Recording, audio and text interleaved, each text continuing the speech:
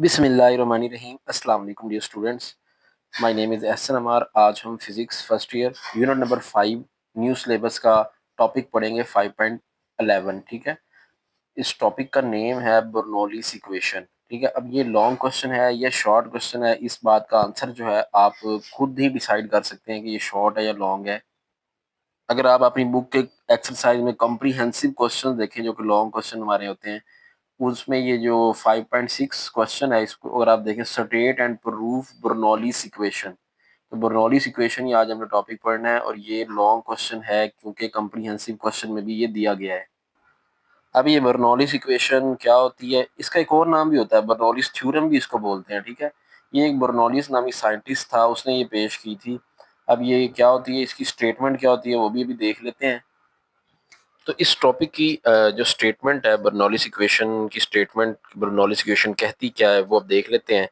इसकी स्टेटमेंट ये है, द सम ऑफ प्रेशर, मतलब हमने सम करना है किस किस चीज़ का, जमा करना है, किस किस चीज़ को जमा करना है, एक प्रेशर को। नंबर 2 पे है kinetic energy per unit volume, और 3 पे है potential energy per unit volume of an ideal fluid. अब देखें, ये बात ज़हन पे रखनी है आपने कि आइडियल फ्लूइड के लिए, अब आइडियल फ्लूइड की प्रॉपर्टीज़ क्या हैं? 3 मेन प्रॉपर्टीज़ हैं कि वो नॉन विस्कस होना चाहिए, मतलब उसकी लेयर्स के दरमियान फ्रिक्शनल इफेक्ट नहीं होना चाहिए। ये laminar flow, turbulent flow topic में बड़ा डिटेल से डिस्कस हो चुका है, इक्वेशन ऑफ कंटिन्यूटी में भी हो चुका है। दूसरी प्रॉपर्टी ये होती है कि वो जो है इनकम्प्रेसिबल होना चाहिए, मतलब उसकी जो डेंसिटी है वो कांस्टेंट होनी चाहिए, वॉल्यूम चेंज ना हो। ठीक है, हम उसको कंप्रेस ना कर सकें, ठीक, कंप्रेस ना कर सकें। और तीसरी होती है कि वो स्टेडी फ्लो कर रहा हो, स्मूथली फ्लो कर रहा हो। ठीक है, तो ये आइडियल फ्लूइड के लिए बात कर रहे हैं कि उसके लिए हमने जो सम होता है ना, प्रेशर का, kinetic energy per unit volume का और potential energy per unit volume का, वो जो है वो कांस्टेंट रहता है। ठीक है ना, रिमेन्स कांस्टेंट। अगर आप आगे देखें, आगे क्या लिखा हुआ है, flowing through a close pipe. ये जो आइडियल फ्लूइड जो है वो एक क्लोज पाइप में फ्लो कर रहा हो, और उस पाइप का जो क्रॉस सेक्शनल एरिया है वो डिफरेंट हो, और हाइट भी जो है वो डिफरेंट हो। ठीक है, एक ऐसा पाइप जिसका क्रॉस सेक्शनल एरिया डिफरेंट हो और हाइट भी डिफरेंट हो, उसके अंदर से कोई आइडियल फ्लूइड अगर फ्लो कर रहा है, तो उसके लिए जो 3 चीजें हैं उनका सम जो है वो हमेशा कांस्टेंट रहता है, हर पॉइंट पे रिमेन्स कांस्टेंट। ठीक है, ये एंड पे कांस्टेंट शायद आपको दिखाई नहीं दे रहा, अब दिखाई देगा। तो ये जो है इसकी प्रॉपर डेफिनेशन जो है वो यही है, और आपने यही डेफिनेशन इसकी लिखनी है। ठीक है, अब अगर हम बात करें इसकी मैथमेटिकल फॉर्म किस तरह होगी, वो ये होगी, pressure, kinetic energy per unit volume. अब देखें, ये 1/2 mv² होता है वैसे काइनेटिक एनर्जी। ठीक है, अब यहाँ क्योंकि पर यूनिट वॉल्यूम है, तो जब आप वॉल्यूम पे उसको डिवाइड कराते हो ना, तो आपके पास काइनेटिक एनर्जी का फार्मूला जो है वो ये बनता है। अभी कैसे आता है मैं कर भी देता हूँ आपको। बाकी जो पोटेंशियल एनर्जी mgh होती है ना, तो देखिए m की जगह बस डेंसिटी आ जाएगी। ठीक है ना, क्योंकि हमने फार्मूला पढ़ा हुआ है ना। देखिए, डेंसिटी का क्या फार्मूला होता है, अगर आपको चलो मैं बता देता हूँ। यहीं पे देखिए, रो होता है, डेंसिटी होता है मास पर यूनिट वॉल्यूम। ठीक है जी, मतलब ये है कि अगर आप किसी चीज को वॉल्यूम पे डिवाइड कराते हैं ना, जब मास को, किसी चीज के मास को, तो डेंसिटी मिल जाती है। अब देखें, kinetic energy per unit volume है। ठीक है, काइनेटिक एनर्जी का फार्मूला होता है 1/2 mv², 1/2 mv²। ठीक है, अब काइनेटिक एनर्जी, यहाँ पे वर्ड आया है kinetic energy per unit volume का। ठीक है, पर यूनिट वॉल्यूम का मतलब है काइनेटिक एनर्जी को वॉल्यूम पे आप डिवाइड कराओ। तो जब आप इसको डिवाइड कराएंगे ना वॉल्यूम पे, तो अभी हमने देखा कि m/रो जो है ना वो किसके इक्वल होता है, सॉरी, m/v जो है वो डेंसिटी के इक्वल होता है ना, रो के इक्वल। तो इसलिए हम यहाँ पे ना रो लिखेंगे इस तरह, यहाँ पोटेंशियल एनर्जी में भी आप ऐसे करके निकाल सकते हैं। ठीक है, तो अब नीचे जो है मैंने ये बात लिख भी दी है कि kinetic energy per unit volume को हमने यहाँ पे ना 1/2 mv² की बजाय ना रो v² लिखना है, क्योंकि kinetic energy per unit volume है। ठीक है, इस तरह potential energy per unit volume है, उसको हम mgh नहीं ρgh लिखेंगे। ठीक है, अब इसका प्रिंसिपल क्या है, वर्किंग प्रिंसिपल भी आपने इसमें लिखना है। It is based on principle of law of conservation of energy. इसमें जो है एनर्जी कंजर्व रहती है। अभी हम प्रूव करेंगे, सारा देखेंगे भी सही, इसको डिटेल से देखते हैं। लेकिन ये मेन मेन पॉइंट्स है जो आपने स्टार्ट में लिखनी है, इसके स्टेटमेंट, उसकी एम फॉर्म, ठीक है, और उसका प्रिंसिपल। याद रहे, जो पिछला टॉपिक हमने पढ़ा है ना, इक्वेशन ऑफ कंटिन्यूटी, उसका प्रिंसिपल भी आपने लिखा करना है। उसका प्रिंसिपल है law of conservation of mass. मैंने एक्सप्लेन किया था, लेकिन मैंने शायद उसमें लिखा नहीं था, जो मैंने आपको रिटर्न नोट शेयर किया था उसमें वो स्किप हुआ। तो लेकिन अब आपने लिख लेना, मैंने आपको बता दिया है। इसका कंजर्वेशन ऑफ एनर्जी है और उसका law of conservation of mass है, इक्वेशन ऑफ कॉन्टिन्यूटी का। एमसीक्यूज में भी पूछ सकते हैं ये बात, ठीक है, इसलिए आपने इसको लिख लेना है।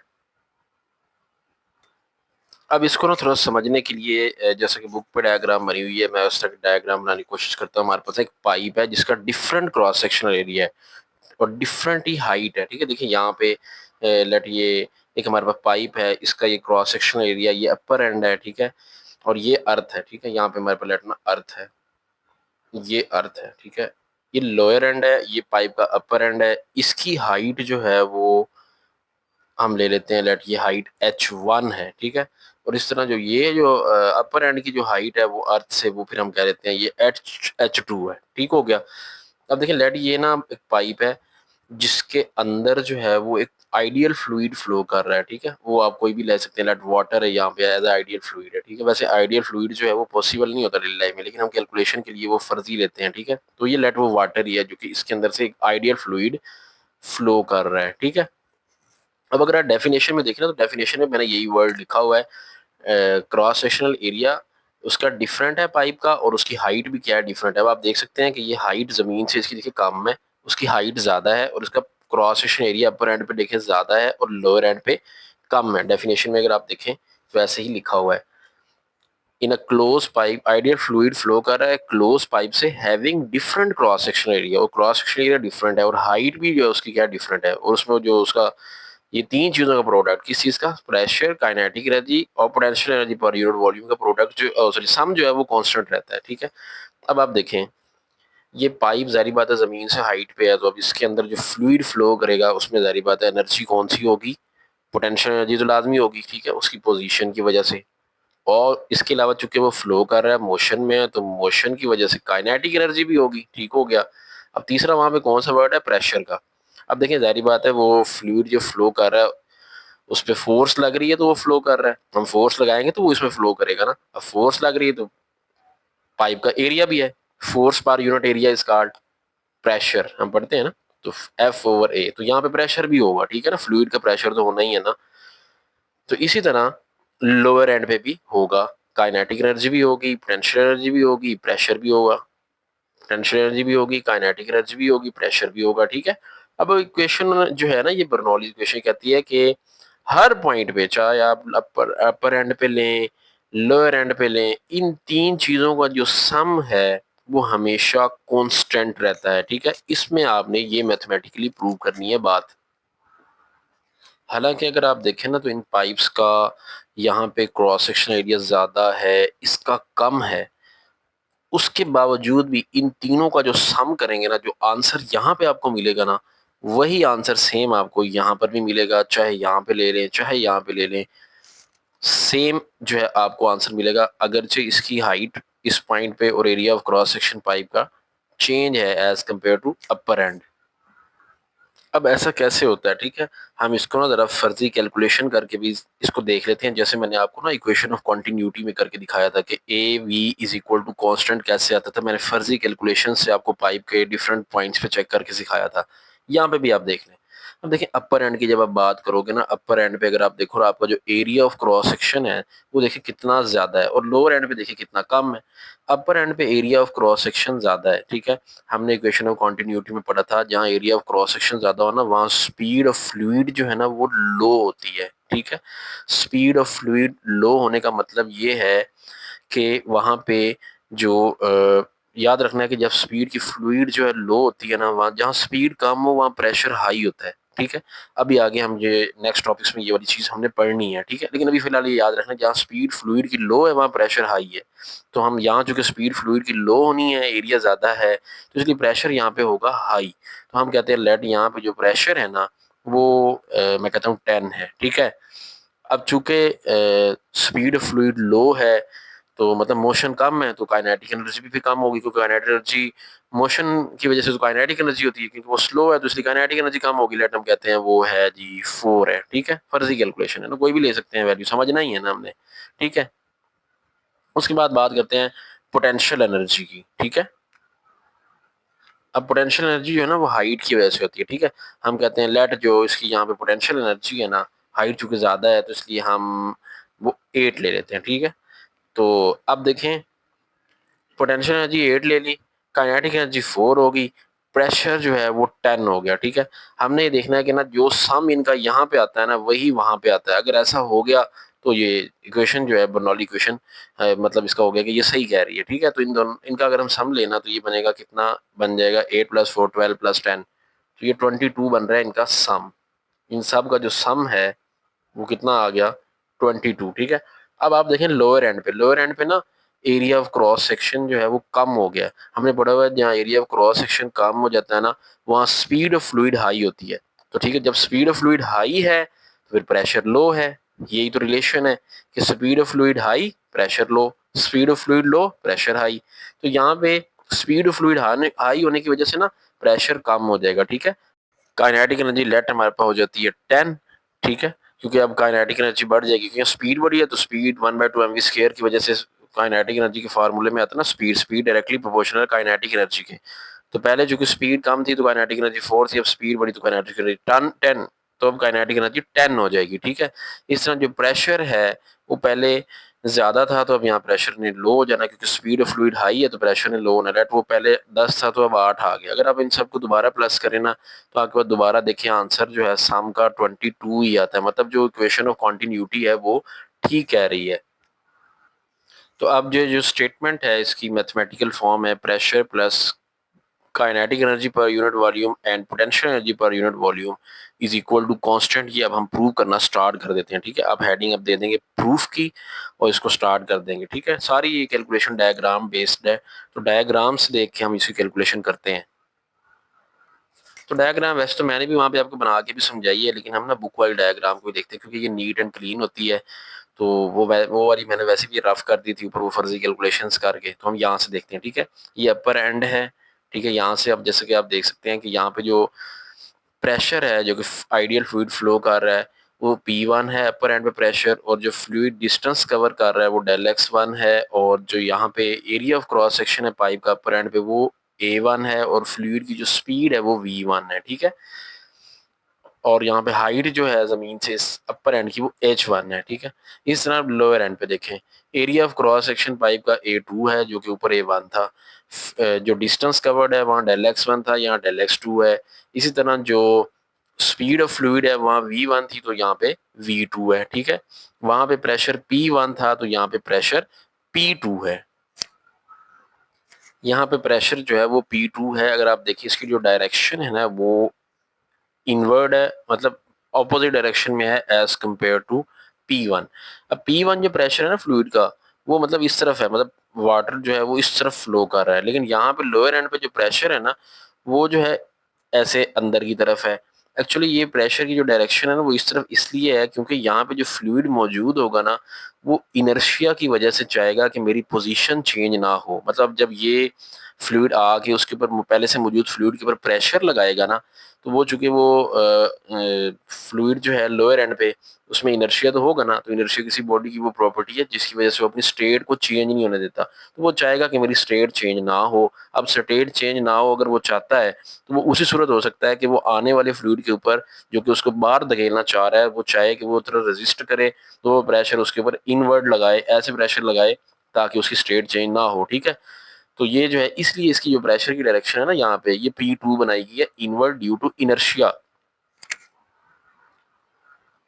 तो अब इसमें चूंकि तीन चीजें हैं pressure, kinetic energy per unit volume and potential energy per unit volume, तो सबसे पहली जो चीज प्रेशर है ना अब हम उसकी कैलकुलेशन करते हैं। उसके लिए हमें क्या करना होगा, उसके लिए करना ये होगा हम पहले अपर एंड का वर्क कैलकुलेट करेंगे फिर लोअर एंड का वर्क कैलकुलेट करेंगे, उन दोनों को प्लस कर लेंगे टोटल निकाल लेंगे, ठीक है। अब अगर आप यहाँ पे देखें ना अपर एंड पे जो एरिया ऑफ क्रॉस सेक्शन है वो कितना है वो A1 है, ठीक है। और फ्लूइड पे जो फोर्स लग रही है वो होगी F1, ठीक है। अब फोर्स पर यूनिट एरिया वो जिसकी वजह से यहाँ पे क्या डेवलप हुआ है प्रेशर। तो अब हम ये प्रेशर की इक्वेशन लिखेंगे तो यहाँ से जो हमें मिल जाएगा एफ की वैल्यू मिल जाएगी। तो क्या होता है प्रेशर का फॉर्मूला होता है P is equal to force per unit area, ठीक है। अब अपर एंड पे जो प्रेशर है वो कितनी है वो P1 है और एरिया A1 है, ठीक है। और जो फोर्स लग रही है फ्लूइड पे वो F1 हो जाएगी, ठीक है। तो यहाँ से F1 की वैल्यू कितनी आ जाएगी तो हमारे पास F1 आ जाएगा P1 A1, ठीक है। तो वर्क डन, अब जाहिर बात है अब यहाँ पे फोर्स लग रही है, तो अभी हमने देखा है कि वहाँ पे ना डिस्टेंस भी कवर हो रहा है। जब भी फोर्स लगे हो, डिस्टेंस कवर हो, तो हमें पता है वो वर्क होता है वहाँ पे। तो वर्क डन कितना होगा फ्लूइड के जरिए, जो अपर एंड पे होगा, तो work done eight upper and अगर हम बात करें तो वो होगा, तो मैं यहाँ लिख देता हूँ, work done eight upper and. तो अपर एंड का हम वर्क अब देख लेते हैं कितना होगा। वर्क डन जो एट अपर एंड होगा वो होगा W is equal to F1 force है डॉट डेल X1। उसके बाद नेक्स्ट स्टेप में इसको जब मैग्नीट्यूड फॉर्म में लिखेंगे तो क्या आ जाएगा, F1 del X1 cos theta, ठीक है। अब आपने ना F1 की वैल्यू वहां से उठा के ना पुट कर देनी है। तो देखिए हमारे पास W कितना आ जाएगा, W की जगह पे क्या F1 की जगह पे हमने वो वैल्यू पुट करनी है, P1 A1 डेल X1 आ गया, एज इट इज आ जाएगा। अब कॉस देखें यहाँ पे एंगल कितना बनेगा, जरी बात है यहाँ कॉस 0 डिग्री बनेगा, क्योंकि फोर्स और डिस्प्लेसमेंट सेम डायरेक्शन में है ना। हमारा जो डिस्प्लेसमेंट है ना वो इस डायरेक्शन में कवर हो रहा है, और देखिए प्रेशर, जो फोर्स की वजह से प्रेशर लग रहा है ना वो भी इसी डायरेक्शन में है, तो सेम डायरेक्शन में हो ना, पैरेलल हो जाते हैं, तो कॉस 0 1 हो जाएगा। तो जिसकी वजह से हमारा जो अपर एंड का वर्क है, जो कि हम 1 1 की कैलकुलेशन कर रहे हैं, ऊपर 1 1 दिया हुआ ना, P1 भी है, A के साथ भी 1 लिखा, डेल X1 लिखा, तो W के साथ भी 1 लिख देंगे। तो डेल W1 हमारे पास आ गया P1 A1 डेल X1, ठीक है। तो अपर एंड का वर्क कैलकुलेट हो गया। इक्वेशन नंबर चले 1 बना लेते हैं, ठीक है। अब इसी तरह आप हेडिंग दे लेंगे, work done at lower end. तो work done at lower end कितना हो जाएगा, उस तरह W2 is equal to F2 dot del X2, वही F डॉट डी वाला फॉर्मूला लगाएंगे। अब F2 कितना होगा, देखिए F1 कितना था, P1 A1 था ना, तो सिमिलरली जो F2 होगा ना वो हो जाएगा P2 A2। तो यहाँ पे अगले स्टेप में इसको मैग्नीट्यूड फॉर्म में लिखेंगे, F2 del X2 cos theta. तो ये देखिए F2 dot del X2 cos theta magnitude form में लिख लिया। अब F2 की जगह क्या लिखना है, P2 A2, तो P2 A2 लिख दिया। अब यहाँ पे थीटा देखें 180 बनेगा, ठीक है, क्योंकि यहाँ पे ना फोर्स और डिस्प्लेसमेंट ऑपोजिट डायरेक्शन में है। मैंने आपको बताया था ना वहाँ पे जो P2 है ना वो ऑपोजिट डायरेक्शन में था, तो इसलिए एंटी पैरेलल का केस बन जाएगा। ये देखें यहाँ पे ना हमारा देखें ये P2 जो है ऑपोजिट डायरेक्शन में था एज कम्पेयर टू P1, ठीक है। अब ये P2 जो है ना ये प्रेशर फोर्स की वजह से लगता है ना, तो फोर्स और डिस्प्लेसमेंट की डायरेक्शन ऑपोजिट है, इसलिए यहाँ पे कॉस 180 आ जाएगा। तो इसलिए नीचे जो है वो आ जाएगा W2 is equal to minus P2 A2 del X2। तो मतलब चूंकि यहाँ work done against fluid force हो रहा है, इसलिए माइनस साइन आ रहा है, ठीक है। वो W1 आ गया जी, ये W2 आ गया। अब हमने दोनों को प्लस कर लेना, W टोटल निकाल लेना, ये इक्वेशन 2, वो इक्वेशन नंबर 1। अब हम टोटल वर्क निकाल लेते हैं, W टोटल। तो W टोटल आ जाएगा W1 प्लस W2। W1 कितना है, P1 A1 डेल X1, और W2 चूंकि माइनस में है, minus P2 A2 del X2 आ जाएगा। अब ये जो डेल X1 है ना ये डिस्टेंस है, तो distance S is equal to VT फार्मूले के मुताबिक हम यहाँ पे इनकी वैल्यूज लगा सकते हैं। क्या हो जाएगा, P1 A1 as it is. अब डेल X1 है ना, तो अपर एंड पे है ना डेल X1, तो ऊपर जो स्पीड है वो V1 है, तो यहाँ पे क्या हो जाएगा V1 T। लेट अप को टाइम जो है ना फ्लूइड जो मूव करने के लिए ले रहा है वो T है, तो A1 V1 T हो जाएगा। इस तरह minus P2 A2 as it is आ जाएगा, और डेल S2 की जगह फिर हम क्या लिखेंगे, हो जाएगा V2T, ठीक है। ये वही फार्मूला यूज किया, S is equal to VT, ठीक है। अपर एंड पे जो कि डेल X1 था, तो इसलिए यहाँ पे डेल X1 लिख दिया। अपर एंड पे स्पीड कितनी है, वो V1 है, लेट वो टाइम जो ले रहा है ना फ्लूइड वो T है, तो del X1 is equal to V1T, और लोअर एंड पे del X2 is equal to V2T आ गया। अब ये जो तीन चीजें हैं ना, एरिया, स्पीड और टाइम, AVT, ये वॉल्यूम के इक्वल होता है, ठीक है। ऐसे भी आप समझ लें, देखिए एरिया की यूनिट मीटर स्क्वायर है, स्पीड जो होती है वो मीटर पर सेकंड है, ठीक है। तो मीटर पर सेकंड जो नीचे बट्टे में सेकंड जाएगा ना इसका, वो T से T कट जाएगा, तो मतलब area metre square into metre आ जाएगा, वो मीटर क्यूब है। तो ये सारी चीज मिलके वॉल्यूम बनाती है, वरना हमने ना पीछे इक्वेशन ऑफ कॉन्टिन्यूटी में पढ़ा था। इक्वेशन ऑफ कॉन्टिन्यूटी क्या है, AV is equal to constant. फिर हमने उसमें ये प्रूव किया था रेट ऑफ फ्लो वाले टॉपिक में, ये जो कांस्टेंट है ना ये volume per second of the fluid के इक्वल होता है, ठीक है। V/T आया था, ठीक है। अगर आपने मेरा पिछला लेक्चर लिया ना तो आपको बड़ा अच्छा याद होगा ये ये टी डिवाइड हो रहा है, वहां जाके मल्टीप्लाई हो जाएगा। मतलब जहां एरिया, स्पीड और टाइम का प्रोडक्ट होगा ना, ये उधर जाना है अभी, ठीक है। तो नेक्स्ट टाइम में चलें, ये चला गया वहां पे, ये मैं अब इसको यहाँ से मिटा रहा हूँ। तो एरिया, स्पीड और टाइम वॉल्यूम के इक्वल होते हैं। देखिए एरिया, स्पीड और टाइम वॉल्यूम हो गया, ठीक है। तो अब मैं यहाँ वही लिखने लगा हूँ। अब ऊपर बन जाएगा, यहाँ पे बन जाएगा P1V माइनस यहाँ पे बन जाएगा P2 एज इट इज, और AVT जो है वो वॉल्यूम है, तो यहाँ पे V पे लिख रहा हूँ, ठीक है। साइड में बेशक हिंट दे लें, इक्वेशन ऑफ कॉन्टिन्यूटी में हमने पढ़ा हुआ है कि एरिया, स्पीड और टाइम का प्रोडक्ट जो है वो वॉल्यूम के इक्वल होता है। अब आप देखें यहाँ पे ना V जो है वो कॉमन भी लिया जा सकता है, तो W टोटल हमारा कितना आ जाएगा, वो आ जाएगा हमारे पास P1 minus P2 into V, ये हमारा टोटल वर्क आ गया। तो हमने वो जो तीन चीजों का सम निकाला था ना, pressure, kinetic energy per unit volume, potential energy per unit volume, उसमें से एक चीज आ गई। देखिए प्रेशर का हमने ना रिलेशन बना लिया। अब हम काइनेटिक एनर्जी और पोटेंशियल एनर्जी वाला बना लेते हैं, ठीक है। अब देखिए जो हमारी डायग्राम है, अगर आप उस डायग्राम को गौर से देखें, ऊपर जो है काइनेटिक एनर्जी भी है, पोटेंशियल एनर्जी भी है, ठीक है, फ्लूइड के नीचे भी है, ठीक है। अब अपर एंड पे काइनेटिक एनर्जी कम थी, प्रेशर एनर्जी ज्यादा थी, नीचे एंड पे जो है वो उलट काम हो गया था, ठीक है। मतलब चेंज हो गई थी। काइनेटिक एनर्जी में भी चेंज आता है, पोटेंशियल एनर्जी में भी चेंज आता है। तो काइनेटिक एनर्जी का भी चेंज निकाल लेते हैं, पोटेंशियल एनर्जी का भी चेंज निकाल लेते हैं, ठीक है। फिर एंड पे जो है फिर हम उसको सबको सम करके लिख लेंगे जो प्रेशर अभी निकाला हुआ है। अब देखिए चेंज इन काइनेटिक एनर्जी कैसे निकालेंगे, चेंज को डेल से रिप्रेजेंट करते हैं। तो del kinetic energy is equal to कितनी हो जाएगी, 1/2 mv2 square minus 1/2 mv1 square, ठीक है। फाइनल माइनस इनिशियल किया है ना, kinetic energy final minus kinetic initial.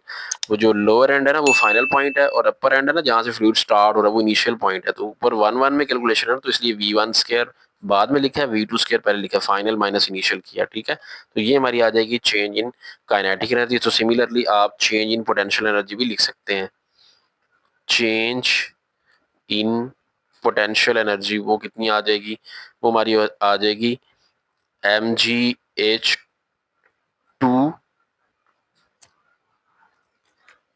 Minus mgh1, ठीक है। h2 माइनस h1 आ जाएगा। ये देख लें एक बार, डायग्राम को भी देख लें, ठीक है। नीचे हाइट h2 है, तो ये फाइनल हाइट ये वाली है ना, तो h2 माइनस h1 लिखा है, ठीक है। इस तरह ये यहाँ पे देखें V2 है ना, तो 1/2 mv2 square minus 1/2 mv1 square लिखा है, ठीक है। ऊपर V1 है। तो यहाँ पे ना अब हम जो है वर्क एनर्जी थ्योरम यूज कर लेंगे। तो वर्क एनर्जी थ्योरम ये कहता है कि जो work done on a body होता है ना, किसी चीज का जो वर्क डन होता है वो change in potential energy plus change in kinetic energy के सम के इक्वल होता है, ठीक है। Kinetic energy potential energy change के सम के इक्वल होता है। अब हमारे पास ना ये सारी वैल्यूज है, डब्ल्यू की वैल्यू हमने निकाली हुई है, डब्ल्यू टोटल देखिए हमारे पास कितना है, ये हम यहाँ पुट कर देंगे P1 minus P2 into we. तो यहाँ में मैं अब लिखूंगा, और इस तरह change in kinetic energy potential energy आप ऑलरेडी निकाल चुके हो, तो मैं यहाँ पे लिख रहा हूँ P1 माइनस P2, ये डब्ल्यू की वैल्यू, ये डब्ल्यू टोटल, ठीक है। तो यहाँ पे V था, is equal to change in kinetic energy कितनी है, 1/2 mv2 square minus 1/2 mv1 square, दरमियान में क्या आना है, प्लस आना, तो ये प्लस आएगा। अब ये potential energy, change in potential energy mgh2 minus mgh1, ये आ जाएगा। अब आपने ये देख रहे हैं कि आपने यहाँ पे जो v है ये मल्टीप्लाई हो रहा है, ये वहां जाकर डिवाइड भी हो सकता है।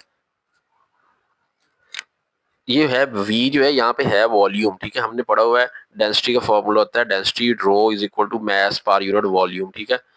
तो अगर हम ये करें कि इस वॉल्यूम को वहां ले जाए, इसकी वैल्यू फाइंड करें ना, तो ये डेंसिटी इधर आ जाएगी, तो m ओवर रो होता है। तो हम मतलब इसकी जगह पे ना m ओवर रो लिखते हैं, उसका फायदा हमें ये होगा ये m कट जाएगा। तो नेक्स्ट स्टेप में हम यही करते हैं, इसको लिख लेते हैं P1 माइनस P2, और वॉल्यूम की जगह पे हम उसका फॉर्मूला जो के मुताबिक उसकी वैल्यू बन रही है ना m ओवर रो डेंसिटी वाले फार्मूले के मुताबिक वो पुट कर लेते हैं, ठीक है। अब हम यहाँ पे ना m ले लेते हैं कॉमन, पूरी इक्वेशन में m आ रहा है वो कॉमन ले लेंगे, अंदर रह जाएगा 1/2 V2 square minus 1/2 V1 square plus GH2 minus GH1, ठीक है। अब इससे फायदा ये हुआ, ये हम मल्टीप्लाई और इधर आकर डिवाइड होकर खत्म होना, यहीं पे खत्म कर देते हैं। ये डेंसिटी रो जो है डिवाइड हो रही है, उधर जाएगी तो मल्टीप्लाई हो जाएगी, तो मल्टीप्लाई मतलब चारों के साथ हो जाएगी, तो चारों से मल्टीप्लाई करा दे। P1 माइनस P2 इधर एज इट इज रह जाएगा, इज इक्वल टू, ये रो डिवाइड हो रहा है, वहां जाके सबसे मल्टीप्लाई होने लगे आप, 1/2 रो V2 स्क्वायर माइनस 1/2 रो V1 स्क्वायर प्लस रो GH2 माइनस रो GH1। ठीक है जी, उम्मीद है आपको ये क्वेश्चन बड़ी क्लियर समझ आ गई होगी। जो स्टेप मैंने अभी किया है, ये डेंसिटी डिवाइड हुई है, यहाँ जाके मल्टीप्लाई होगा, तो नेक्स्ट स्टेप पे चारों से मल्टीप्लाई मैंने अभी करा दिया मल्टीप्लाई। ठीक है, अब आप ये देखें जिनमें 1 1 आ रहा है ना, उन सबको हम इस तरफ इकट्ठा कर लेते हैं, जिनमें 2 आ रहा है उनको उधर कर लेते हैं। अब देखें यहाँ P1 है, मतलब ये इधर ही रहना, 1 वाला है ना, तो ये इधर ही रहेगा। उसके बाद आप देखें ये 1/2 रो V1 स्क्वायर, ये 1 वाली टर्म है, माइनस की इधर आके प्लस हो जाएगी, तो इधर आके प्लस का हो जाएगा 1/2 रो V1 स्क्वायर, ये minus rho GH1 minus H1 1 वाली टर्म है, तो इधर आएगी ना प्लस का हो जाएगा रो GH1। ठीक है, अब ये माइनस का P2 है, ये 2 वाले इधर इकट्ठे करने हैं, तो ये इधर आके प्लस का P2 हो जाएगा, और आगे ये ऑलरेडी V2 वाली टर्म मौजूद है, ये प्लस में ही है, तो 1/2 rho V2 square plus rho G H two. अब अगर आप ये देखें sum of pressure, kinetic energy per unit volume, potential energy per unit volume at upper end वो इक्वल आ गया है sum of kinetic energy per unit volume, potential energy per unit volume and pressure at lower end. ये 2 वाली calculation lower end पे है, ये अपर and पे है। ठीक है, तो ये per unit kinetic energy per unit volume मैंने आपको बताया था, ये रो किस तरह आता है, मैं दोबारा आपको बता देता हूँ कि ये जो ये लिखा हुआ है 1/2 रो वी स्क्वायर लिखा हुआ है ना, 1/2 रो वी स्क्वायर लिखा हुआ है। अब रो किसके इक्वल है, डेंसिटी जो है, अभी यहाँ से आप देखें m ओवर v होता है। ठीक है, ये रो लिखा हुआ है, ये इधर चले जाएगा तो ये m ओवर v आ जाएगा, तो अगर आप इसकी यहाँ लिखे ना m v square over v, अब देखिए ये kinetic energy per unit volume बन गई ना, kinetic energy per unit volume, तो इसलिए मतलब ये चीज और ये चीज बराबर है, मतलब kinetic energy per unit volume को हम 1/2 रो वी स्क्वायर लिखते हैं, इसी तरह potential energy per unit volume को रो GH1 लिखते हैं। तो अब आप देखें ना ये दोनों चीजें सेम है, तो हम इन जनरल जब आप लिखेंगे तो जब हम जनरल में लिखेंगे ना, तो फिर हम ये 1/2 हटा देंगे, P plus half rho V square plus rho GH is equal to constant. ठीक है, जैसे इक्वेशन हो continuity A1 V1 equal to A2 V2 आया था ना, हमने लिख दिया था AV is equal to constant. ठीक है, अब अगर यहाँ पे एक एमसीक्यूज आता है कि potential energy per unit volume और kinetic energy per unit volume का यूनिट क्या है, प्रेशर का तो आपको पता है ना, पास्कल है, न्यूटन पर मीटर स्क्वायर है। अब देखिए काइनेटिक एनर्जी का यूनिट क्या है, काइनेटिक एनर्जी का यूनिट होता है जॉउल। ठीक है, काइनेटिक एनर्जी का यूनिट जॉउल है, तो kinetic energy per unit volume का मतलब है वॉल्यूम पे हम उसको डिवाइड करवा रहे हैं, तो वॉल्यूम का यूनिट क्या होता है, मीटर क्यूब, तो ये ऊपर जाके बन जाएगा जॉल पर मीटर क्यूब। ठीक है, तो ये kinetic energy potential energy per unit volume के यूनिट आपने ज़हन पे रखने हैं, जॉल पर मीटर क्यूब होते हैं। उसके बाद आपने इसको अब अपनी नीट कॉपी पे जो अपने नोट्स वगैरह बना रहे हैं उस पर लिखना कैसे है, बोर्ड एग्जाम में लिखना कैसे है, उसने सबसे पहले स्टेटमेंट हेडिंग देकर स्टेटमेंट लिखनी है। ठीक है, उसके बाद ये एम फॉर्म उसकी लिख देनी है। ठीक है, उसके बाद आपने इसका प्रिंसिपल लिखना है नंबर 2 पे कि ये law of conservation of energy पे बेस करता है। तीसरे नंबर पे आपने इसकी क्या बना लेनी है, डायग्राम बना लेनी है जो बुक पे बनी हुई है। ठीक है, नंबर 3 पे डायग्राम बनानी है, ये है वो डायग्राम। ठीक है, ये आपने बना देनी है।